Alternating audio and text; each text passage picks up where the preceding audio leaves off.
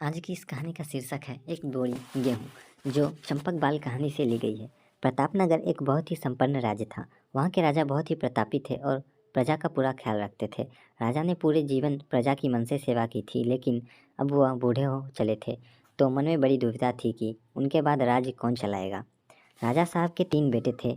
अब तीनों ने एक ही गुरु और एक ही विद्यालय से शिक्षा ली थी, लेकिन राजा ये निर्णय नहीं कर पा रहे थे कि कौन राज्य के लिए सबसे अच्छा उत्तराधिकारी है। अब राजा ने तीनों बेटे की परीक्षा लेनी सोची। एक दिन राजा ने सुबह सभी पुत्रों को बुलाया और उन सबको एक बोरी गेहूँ देते हुए कहा कि मैं और तुम्हारी माता तीर्थ यात्रा पर जा रहे हैं। हमें वापस आने में 1 वर्ष से भी ज़्यादा लग सकता है।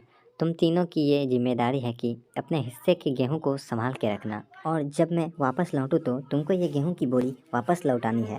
ऐसा कहकर राजा और रानी तीर्थ यात्रा पर चल दिए। सबसे बड़े बेटे ने सोचा, ये गेहूँ की बोरी पिताजी को वापस लौटानी है तो इसे मैं तिजोरी में बंद कर देता हूँ। जब पिताजी आएंगे तो वापस दे दूँगा। यही सोचकर उसने गेहूँ की बोरी तिजोरी में रखवा दी, ताकि एक दाना भी इधर उधर ना हो। दूसरे बेटे ने सोचा कि ये तिजोरी में तो गेहूँ सड़ जाएंगे, मैं इन गेहूँ को खेत में डलवा देता हूँ, जिससे गेहूँ की अच्छी फसल होगी और पिताजी को 1 बोरी की बजाय कई बोरी गेहूँ दे सकूँगा। अब उसने ना गेहूँ के लिए अच्छा खेत देखा, ना ही अच्छी उपजाऊ ज़मीन देखी और ना ही खेत की घास फूस को साफ़ करवाया।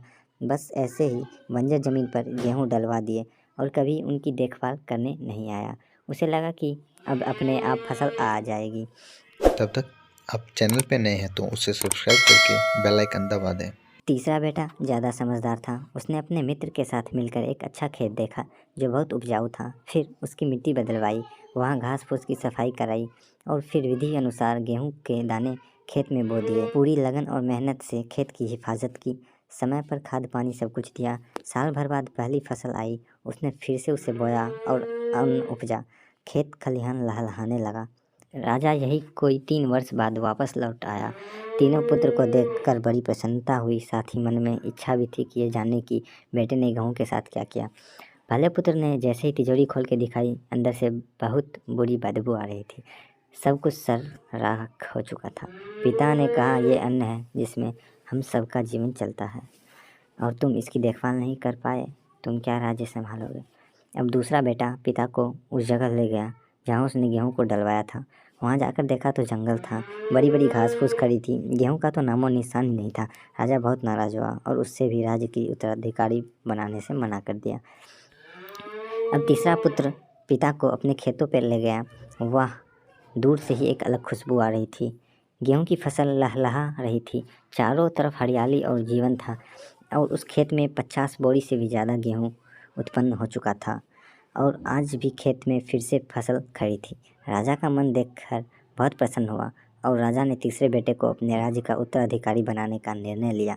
दोस्तों, उस राजा की तरह भगवान ने हमें भी कुछ गेहूँ संभालने के रखने को दिए हैं। वो गेहूँ है हमारा जीवन, जिसे हम बेकार के कामों में नष्ट कर देते हैं। ईश्वर ने जीवन दिया है कि दुनिया का विकास करना, अपने ज्ञान को बढ़ाना और उसे बांटना, लेकिन हम अज्ञानी लोग इस जीवन को सड़ा देते हैं और अंत समय जब ईश्वर पूछता है कि जीवन में क्या किया, तो जवाब होता है शून्य, कुछ नहीं।